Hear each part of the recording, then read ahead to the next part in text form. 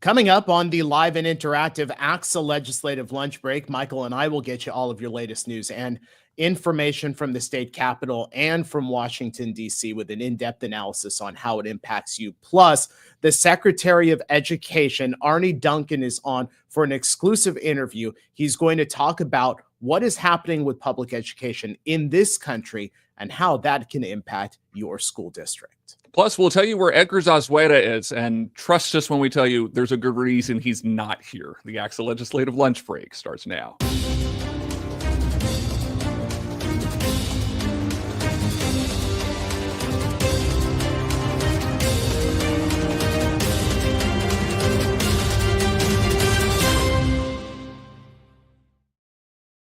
And it's just after 1 o'clock. We welcome you on a Wednesday to the live and interactive ACSA Legislative Lunch Break. I'm Naj Alikhan, ACSA's Senior Director of Marketing and Communications. Michael Kelly with us today, our ACSA New Media Manager. Michael, Edgar on assignment today. We'll talk a little bit about where he is coming up at the end of the broadcast today, but we're really excited. We've got the Secretary of Education coming up in just a couple of moments. Arne Duncan, what a man, what a devoted public servant to public education, spent 6 years in the Obama administration as Secretary of Education. Looking forward to that interview, and we're bringing him on in just a couple minutes. Yeah, we're going to go right to it in just a moment. Neri Pais is our first one on the chat today, Sheldon Smith and Jared Hungerford. Good to have you guys with us today. Let's get to our one news headline that we want to bring to you, and then we'll bring in our guest after that. On Monday, the U.S. Senate confirmed Linda McMahon as the new Secretary of Education. She becomes the nation's education chief for a department that the current president has vowed to close. The Senate confirmed McMahon by a vote of 51 to 45. According to CBS News, McMahon sent a letter to the Department of Education with the subject line, "Our department's final mission." Again, from this article from CBS, McMahon has distanced herself from the president's rhetoric during her confirmation hearing. She said the goal is to make the education department, quote, operate more efficiently, not to defund programs. She acknowledged that only Congress has the power to close the department, and she pledged to preserve Title I money for low-income schools, Pell Grants for low-income college students, and the Public Service Loan Forgiveness Program, but suggested some operations could move to other departments, saying Health and Human Services, Michael, might be better suited to enforce disability rights laws. So it's the perfect segue, Michael, into welcoming our guest today. Also worth pointing out, Linda McMahon, perhaps most famously known for co-founding the WWE with her now estranged husband, Vince McMahon. What does that have to do with public education? Nothing. Nothing. From someone who spent very little time in the field of education to someone who's devoted much of his career to it, Arne Duncan, former Secretary of Education under President Barack Obama, served in the role from 2009 to 2015, also happens to be our guest here on the ACSA Legislative Lunch Break. He's kind enough to spend some time with us on the show. Arne, this is a treat for us. You're a good man to do this. How are you? Well, it's a treat for me. Thanks so much for having me. I appreciate the opportunity. As we said, you have devoted your career to serving the needs of students. When you see what is happening right now in Washington and the desire from the right to dismantle the Department of Education, what goes through your mind? A lot. I don't even quite know where to start. And I'll just say a couple things. This is an assault on public education in America. Let's not pretend it's something else or pretend it's something lighter than that. I'm extraordinarily concerned for our nation's public schools, for our teachers, for our students. How this movie ends, I'm not sure. But this is not a time to be silent. This is not a time to be scared. Or you have to act, even if you are scared, you have to act. I spoke with 2,000 educators 2 weeks ago in Orlando, Florida, from around the country. And it honestly broke my heart. I've never been in a room with a group of educators where there's that much fear for their profession, for their jobs, for the students they serve. And so we have to work together to do whatever we can to push back, to fight back, and try and preserve public education here in America. Arne, one of the big concerns about what is happening to students who rely on federal protections, kids with disabilities, English learners, students from low-income families, what's at stake for them? Yeah, so the really fair question is, what's the role of the U.S. Department of Education? We can debate that for hours, but what it does fundamentally is it basically, just to your question, it adds resources to some of our nation's most vulnerable students. It makes it possible for many more students to have access to pre-K, so our babies, our 3- and 4-year-olds, can get off to a good start and enter kindergarten ready to learn and ready to read. As you said, it provides additional funds for students with special needs. Millions of students around the country, and obviously they come from red states and they come from blue states, and their parents vote whichever way. And obviously, education should be the ultimate bipartisan or nonpartisan issue. There should be nothing political about any of this. Children who live below the poverty line, access to Title I money, more resources. As you said, English language learners, rural students, billions of dollars in Pell Grants, so that children who are often first generation of family going to college have a chance to do that when they didn't have to be born on third base with a silver spoon in their mouth. That's what the Department of Education does. And so any assault on any of those things that are there to serve our most vulnerable students who need the best education we can provide them, for me, would be not just educationally, but morally bankrupt. And that's exactly what's at stake. We know it takes an act of Congress to eliminate the Department of Education, and they just can't count to 60. They're just not, they don't have the votes to do that. At the same point, though, Arne, if the department continues to be stripped down and defunded in the way that it looks like it's going, what's your advice to state and local education leaders? What should they be doing right now? Yeah, and again, it's easy when you're scared to sort of retreat and hide, and I understand those instincts, but they're coming for you, for us, for education anyway. And so this is a time to build community. That's why I so appreciate what you guys do and why I want to be on your show, and I'm out speaking wherever I can. This is a time for us to come together and push back. And let's just say they move something to Treasury and something to HHS and something to Department of Labor, whatever it might be.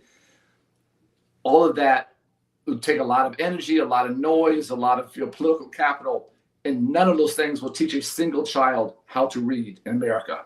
And right now, we know we have tens of millions of kids behind, further behind than ever, coming out of COVID with the learning loss there. All of us across the board should be doing everything we can to accelerate student learning, help students catch up, and all of this, public commotion doesn't help a single child anywhere in the country, and something we have to challenge with every fiber in our body. And folks, if you do have any questions for Arne Duncan, go ahead and put those into the chat. Neri, I saw your question. We'll try and get to that one near the end of the broadcast. Arne, there's a couple of things that you've just made mention of. You talked about assault on public education. You talked about being concerned for teachers and for students. If we can pull the Department of Education aside for a moment, what do you make of the state of education in this country right now? Not just state by state, but just the overall holistic look at it.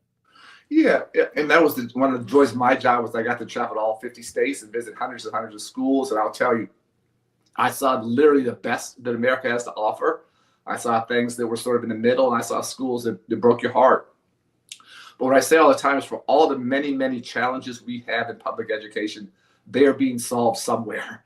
And whether it's teaching low-income children how to read, helping English language learners learn 2 languages, helping first-gen kids go to college, there are just extraordinary examples across America that I got to see. What we should be doing is we should be scaling what works. We should be building upon that evidence. We should be helping each other get better. We should be figuring out how we hire more great principals. I always say there's never a great school without a great principal. It's a very, very, very tough time to be a teacher. How we better support and empower and keep our teachers, in the profession longer, not just for a couple of years, and build better career ladders and better professional development for them. Those are all what I would call nation building activities. Again, not left, not right, whatever. We should be trying to maximize the number of third graders reading at grade level. We need to take high school graduation rates to all-time highs. We need to make sure that every high school graduate has a plan post high school graduation 4-year university, 2-year community college, trade, technical, vocational training, whatever it might be. Those are the things that we should be doing together. And again, not a single word, not a single utterance coming out of the Trump administration has anything to do with anything that I just mentioned. We know that schools up and down the state are struggling with chronic absenteeism right now. And the executive orders around immigration and ICE raids at schools certainly not helping to fix that problem.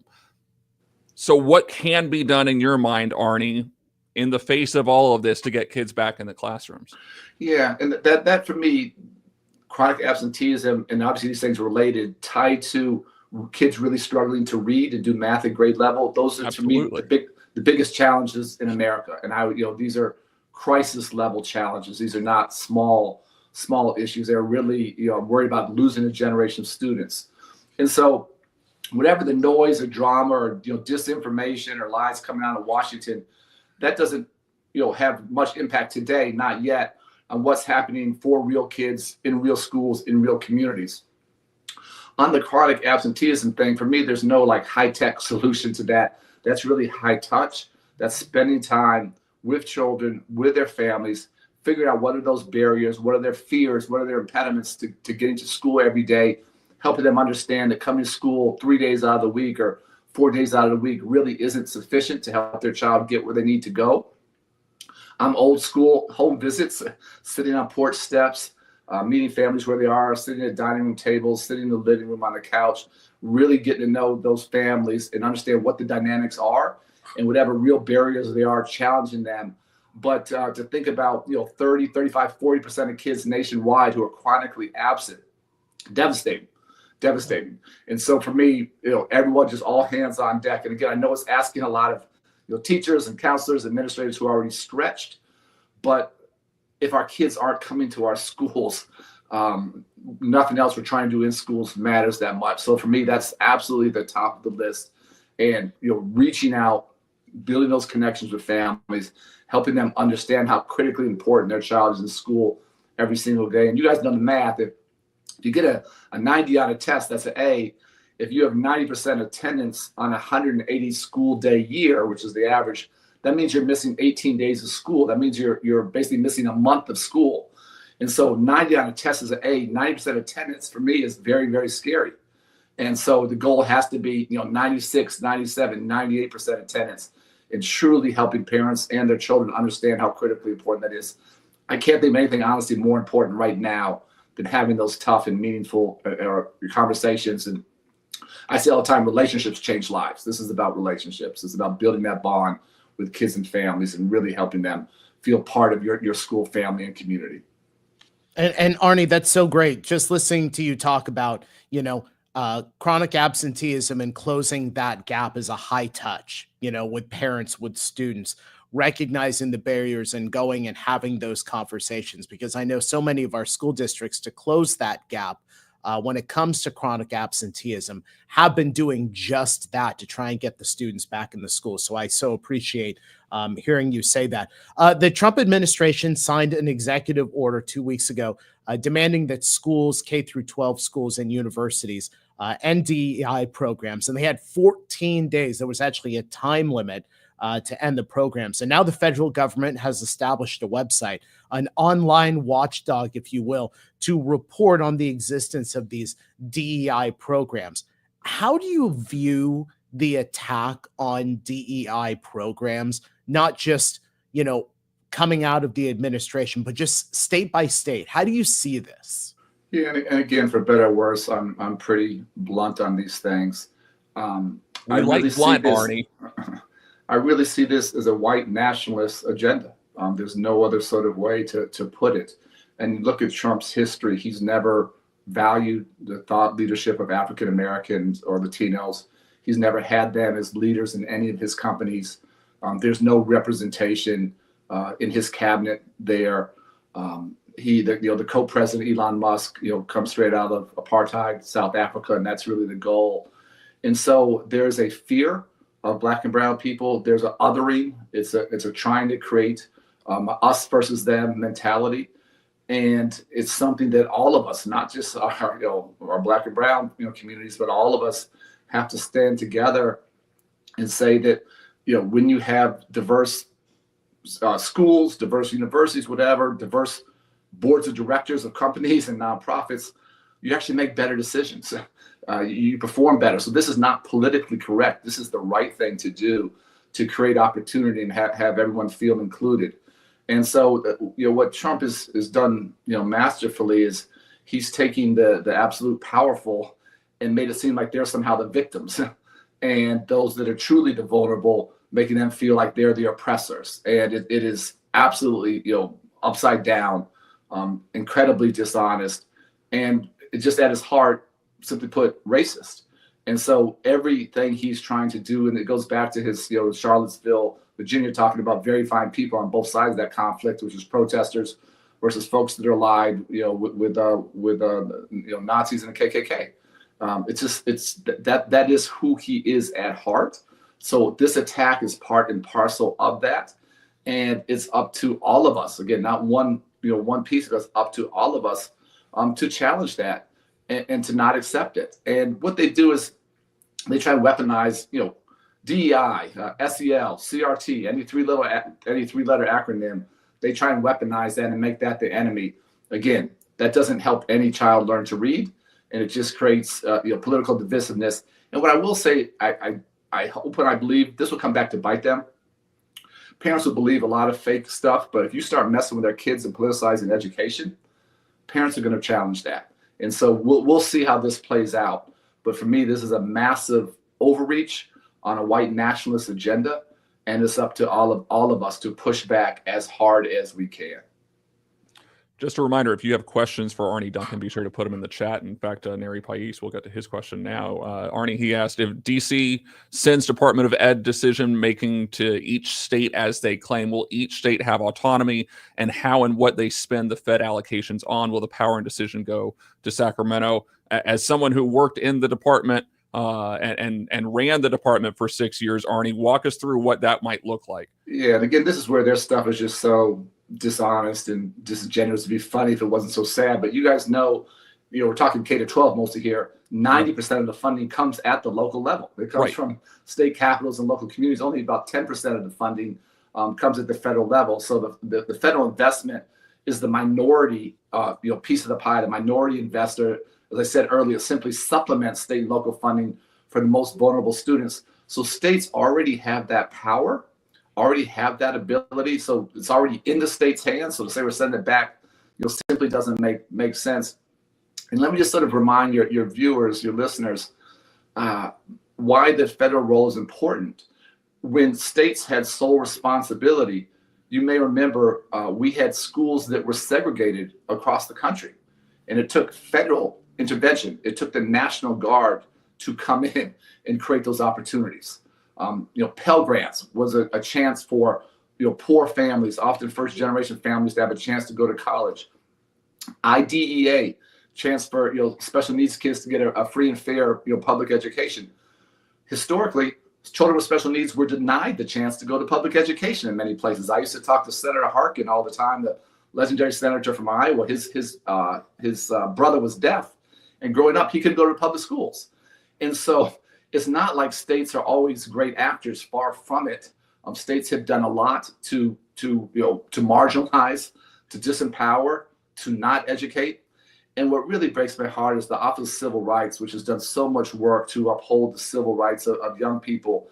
And for me, to see that now weaponized and used against districts and used against universities is just insane to me. And for me, OCR was always like, it was like the Supreme Court, was like the court of last resort for families that had been really traumatized at the local level. And I have too many horror stories. I won't go through them all, but one that I never forgot was we had a young girl who had been raped in her school, in the band room there. And rather than the school, challenging or arresting or doing something to those that raped her, they charged this young girl with lewd behavior, and they expelled her. Like unimaginable. But that's what happens in the real world out here. And that's what the Department of Education has to step in. That's when the Office of Civil Rights has to step in to try and stop the constant traumatization and re-traumatization of young people who have been wronged at the local level, at the district level, at the state level. And that's what the Department of Education unfortunately has to do. Arne, we have a question here from one of our viewers, Shireen Sasser. She asks, what actions do you recommend for us to do to push back? And that goes along with this question that I was going to ask you about. How would you suggest school districts change or communicate the changes that result from some of these federal cuts, policies, executive orders that impact families and staff without it appearing to be partisan? Yeah, and for me, this is not partisan. I always say, I said education should be the ultimate bipartisan or nonpartisan issue.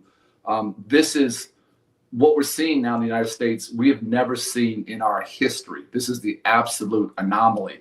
And give a quick history lesson. We've had Republican presidents throughout history who have been big proponents of education. And just very quickly, Lincoln, our nation's first Republican president, during the Civil War, created the land grant colleges, which were obviously beyond transformational in terms of creating more opportunity on the higher education side. The last 70 years, President Eisenhower created the Department of Health, Education, and Welfare, put education on the national map. Talked about IDEA, that was President Ford. President Nixon, lots of challenges with President Nixon, but guess what he signed into legislation? Pell Grants, which we talked about earlier. He made that happen. Both Bushes, Bush 1 and Bush 2, did things to create educational opportunity and to increase accountability. So this is the absolute anomaly in a very unprecedented and a scary time. And I just want to be very, very clear. This is not about left versus right. This is not about policy. This is about an attempt to dismantle public education that we have never seen in our nation's history. So what do we do? A couple thoughts. First of all, again, just trying to break down the fear and the sense of isolation and to just go within yourself and hide under a rock and hope this too shall pass, because it may not pass. Convenings like this, connecting, helping each other, talking things through, strategizing is desperately important. Two, for me, building relationships. If you're in a blue district, blue state, building relationships with educators in red states, in red districts. And we're all in this together. This is not us versus them. We're all going to lose together. We're all going to sink together, or we're all going to swim together and give our kids a chance. And so building unusual relationships, reaching out. People across the political spectrum are very, very scared about what's happening. Teachers trust teachers, and there's a natural affinity there, obviously peer to peer. I would strongly encourage that. I would be explicitly clear, again, not political. If resources start to disappear, if funding starts to go away, if chances to go to summer school and after school and Title I, extra teachers or staff support or whatever it might be, special ed assistance, if that starts to go away, it is incumbent on schools and districts and superintendents to communicate that explicitly to parents. There's no reason to hide the ball. And having that very clear communication, because I said parents will put up with a lot of lies, but you start messing with their kids, those parents turn into mama bear and papa bear. Mm-hmm. And so I would communicate explicitly, here's what we're concerned about. If something happens, here's what we do. And let me give you one that, maybe a little not counterintuitive, just a little bit different. What this really is with Trump and Musk, this is all basically, it's a grift. It's a con. It's a scam. They see, being in government is a chance to increase their personal wealth. That's really what they care about. And they're in a competition they each want to become the first trillionaire that the world has ever seen. And so they're using power. And what they want to do is they want to move resources from the poor, from the vulnerable, like school resources, to the wealthy, to themselves. And we've seen, Musk with $700 million in contracts for Tesla and Starlink. We know what Trump is trying to do to increase his personal wealth. And so what I would challenge, I should have checked this number, I don't know, but just take your state, California. Sure. I have no idea how much is in your California pension system, teachers' pension system, but it would be, my bet, hundreds of billions of dollars. And I'll be very, very clear when I say this now. What they care about is dollars in their pockets. That's what they care about. And I would challenge or ask your teachers, maybe you guys can do a little homework on it. Find out how much is in your teacher retirement systems and how much of that is going to private equity firms that are making those guys billionaires, And then they're using their money and their power to attack and dismantle public education and our democracy. And I would do this tomorrow. I mean this so seriously. I would divest. Just as we divested from South Africa and forced change, if the California teachers' pension system and other public pension systems around the country were to divest from those firms where they've invested, where those firms are using all of your teachers' hard-earned money to build their power to attack public education, dismantle it, attack democracy, move toward an authoritarian leadership position. If we would divest that money immediately and move that to other money managers who might be black and brown, but who care about the community, who want to help out, that would shock the world. And that's where the power is. The power is in the purse, in the pocketbook with these guys. That's what matters. And so that may be something that folks hadn't thought about or considered. But I think that would be way at the top of my list, in addition to open and honest communication and building coalitions with other educators around the country. As we mentioned at the top of the show, Linda McMahon, officially confirmed by the Senate as the next Secretary of Education. If you could talk to her right now, Arne, what would you say? Yeah, and I want to be really sort of clear on this. I'll say a couple things that are a little counterintuitive. So, was she prepared for the job? Does she have competency to do the job? Of course not.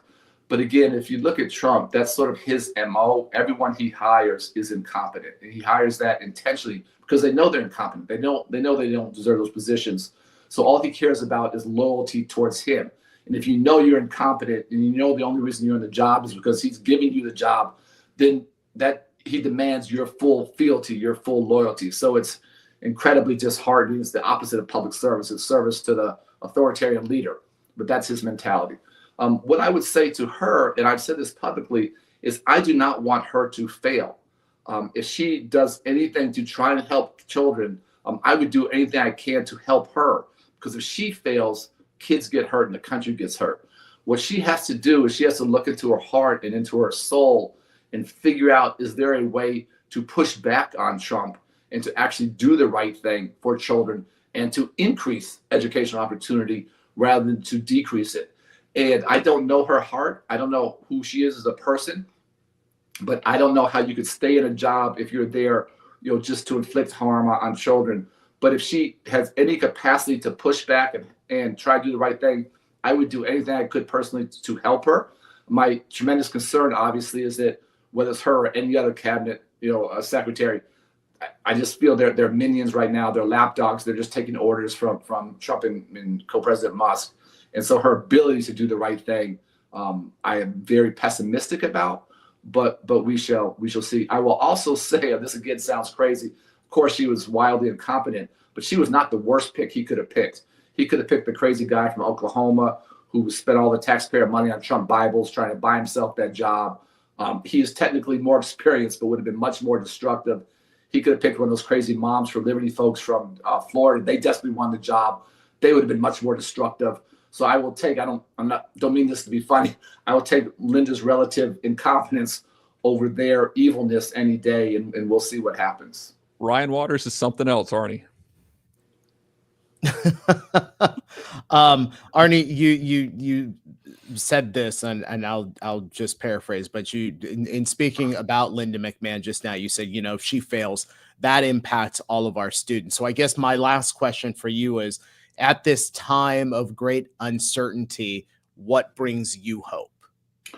Yeah, so this is, I never want to sugarcoat it. This is a dark and dangerous time for public education, for our country, for our democracy, and for the world. And my personal opinion is, as much damage and destruction as Trump's going to do domestically, he's going to do even more internationally. And the fact that we're now, voting with Russia and North Korea and Iran, those are now our allies, is extraordinarily concerning. What's happening in Ukraine is extraordinarily concerning. He's been a Russian asset for decades, and the fact that he is owned by Putin, Putin can't believe his luck. He's just sitting back there like, I can't believe, I've been this fortunate to see this happen. So it is extraordinarily dark and dangerous time, and I don't know how this movie ends. All I know is that we have to fight back, we have to resist. And to answer your question very directly, I'm in conversations every single day with educators around the country, with leaders around the country, with young people around the country, who had the courage to push back and to fight back. And so as they overreach, as they continue to inflict harm, as you know, he won the presidency, but he won it by a very, very slim margin. Not a majority of Americans, the majority of those who voted, but not a majority of Americans. And so as he starts to inflict pain, I hate to say this, but I think it's going to take people experiencing real pain for them maybe to wake up instead of break out of the cult. But what gives me hope is us. It's real people. It's real citizens. And at some point we're going to have to take to the streets, and we got to be all in on that. But it's us banding together to fight not for ourselves, but for our children, for our country, and for our democracy. And I desperately, desperately hope that that we win this fight. Arne Duncan was the CEO of Chicago Public Schools from 2001 to 2008 and the U.S. Secretary of Education from 2009 to 2015. Arne, it has been an honor to have you here on the ACSA Legislative Lunch Break. Open invitation. Anytime you want to come and talk to California public school administrators, you're welcome to join us. I appreciate it. There's a lot going on in the world. Just want to quickly thank everybody for their hard work. This is not an easy time to be in education. Whatever I can do to help, to be an ally, to support, I'm in. So if there's something I can do, trust me, I'll come back. Thank you so much. Thanks, Arne. Really thoughtful conversation. Take care. Take care now.